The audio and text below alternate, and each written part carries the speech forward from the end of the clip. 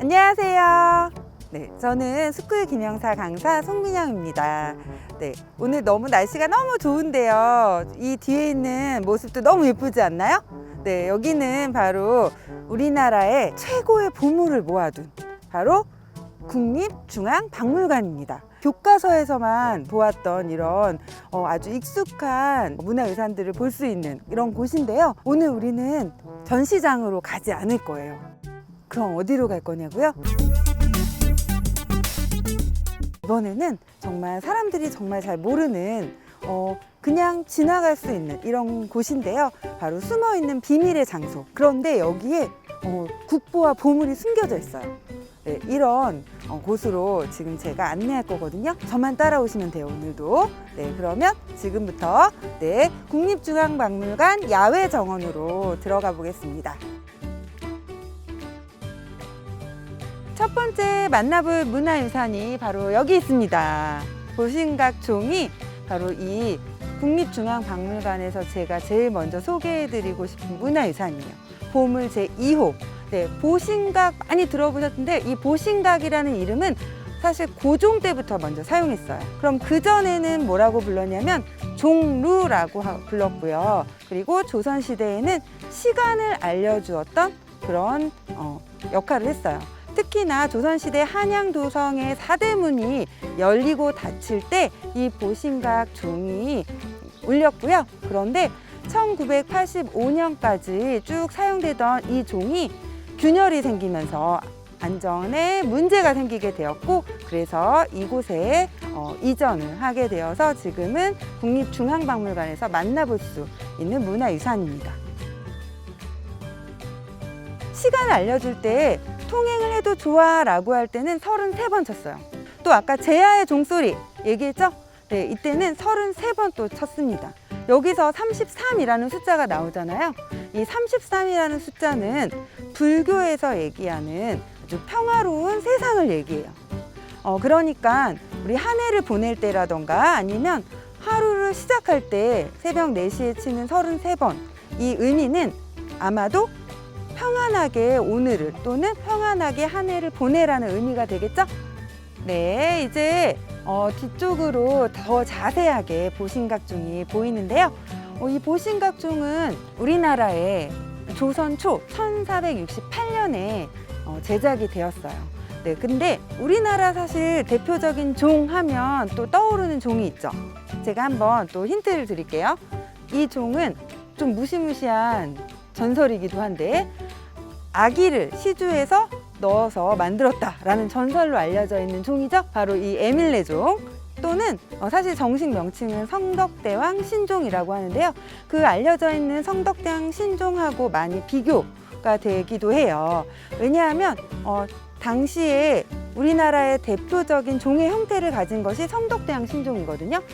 이 종의 형태와 또 우리나라에 대표하는 지금 보는 보신각종, 이 두 가지 형태를 비교하면서 또 보면 좋을 것 같은데요. 이 종의 특징을 살펴보면 위쪽에 종을 매다는 고리로 보이는 종고리 용유라고 하는 게 보일 거예요. 그 옆으로 여기 지금 보신각종에는 보이지 않지만 이렇게 대나무 관처럼 생긴 소리를 내는 관이 있어요. 음통이라고 하는. 네, 우리 고유의 종인 에밀레 종에는 그런 음통이 있고요. 사실 이 보신각 종에는 음통이 없어요. 네, 그리고 또 하나는 또 에밀레 종 하면 종의 형태가 약간 항아리를 뒤집어 놓은 것 같은 모양이에요. 이런 형태가 바로 우리 고유의 종의 형태라면 지금 이 보신각 종은 밑으로 내려가면서 더 넓어지는 건 맞지만 밑에가 좁아지지 않아요, 아래쪽에. 그래서 이 형태는 바로 고려 말 조선 초에 유행한 이런 형태고요. 중국의 양식을 따랐어요. 여기까지 우리 또 봤는데 제가 또 안내해드리고 싶은 곳이 있거든요. 대표적인 국보를 만나보러 가도록 하겠습니다. 자, 이번에 두 번째 만나볼 문화유산은 바로 석탑입니다. 제 뒤쪽으로 두 개의 석탑 보이시죠? 네, 바로 가랑사 동서 3층 석탑인데요. 자, 밑에 보면 이 탑의 가장 아랫부분은 위쪽 부분을 받치고 있는 기초 부분이에요. 네, 지금 보면 이 두 개의 단으로 이루어져 있죠. 그 다음에 그 위쪽으로 지금 양쪽 탑을 보면 지금 이쪽은 좀 윗부분이 사라지고 없는데 이쪽을 보면 정확하게 몸돌과 지붕돌로 이루어져 있는 탑신부가 있어요. 몸돌은 네모난 거, 그 다음에 지붕처럼 생긴 게 바로 지붕돌 또는 옥계석이란 말로 부르기도 해요. 그 다음에 그 윗부분에 지금 사라지고 없는 부분, 이 부분이 바로 상륜부라고 해서 이 위에는 이렇게 어떤 장식 같은 것들을 수직으로 하는 그런 모습인데 대부분 장식 부분이기 때문에 약해서 사라진 경우가 굉장히 많아요. 여기는 2층으로 보이는데 사실 이쪽 보면 지붕 모양의 돌, 이 지붕돌을 세면 아주 간편해요.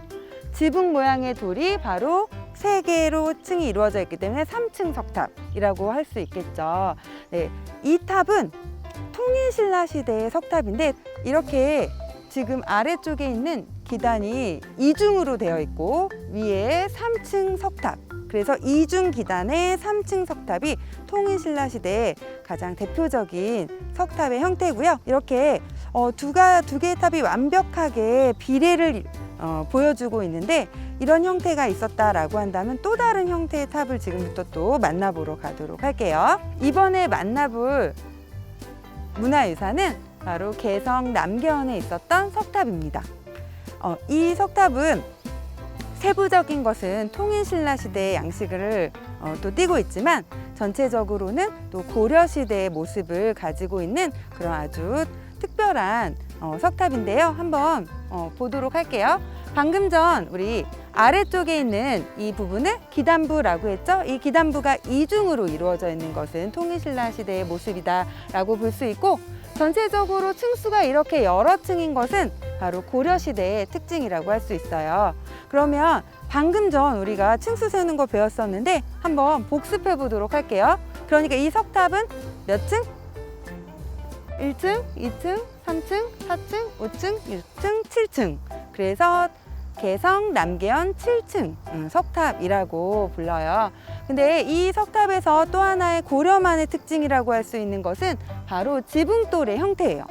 우리가 아까 보았던 가랑사 3층 석탑에 비해서 이 지붕돌이 조금 더 날렵하고 그러면서도 얇고 위로 향해 있는 이런 형태가 바로 고려시대 대표적인 특징인데요. 또 이렇게 지붕돌은 날렵하고 위로 향해 있지만 전체적인 이 석탑의 모습을 보면 좀 장중한 이런 느낌을 가지고 있는 것이 고려만의 석탑의 특징이라고 할 수 있어요. 네, 이제 마지막 장소로 왔는데요. 뭔가 비밀이 숨겨져 있을 것 같은 이런 깊숙한 정원 속에 폭포를 볼 수가 있어요. 네, 잠시 이렇게 소리를 들어보면 막 새소리도 들리고 물소리도 들리고 뭔가 여기가 무릉도원에 와 있는 것 같거든요. 이 폭포는 미르폭포라고 하거든요. 이 미르는 용을 뜻하는 옛말이고요. 국립중앙박물관이 위치한 곳이 용산구잖아요. 이 용산구의 용이라는 지명에서 또 따서 이곳을 미르폭포라고 이름을 지었다고 해요. 마지막으로 제가 이렇게 쭉 주변을 한번 보면 이 야외 정원에는 사실 사시사철을 느낄 수 있는 이런 여러 가지 식물, 나무, 풀, 꽃 이런 것들이 굉장히 다양하게 있는데요. 이런 또 식물들을 직접 체험해 볼 수 있는 이런 생태 체험도 가능한 곳이고요. 또 지금까지 제가 말씀드렸던 보신각 종이라던가 여러 가지 국보 탑들을 만나볼 수 있는 이런 야외 정원으로 오시면 좋을 것 같아요. 한 번쯤은 꼭 이 야외 정원에 들러서 제가 말씀드린 이런 보물들을 꼭 만나보면 좋을 것 같습니다. 마지막으로 저희 스쿨 김영사 TV 구독, 좋아요를 눌러주세요.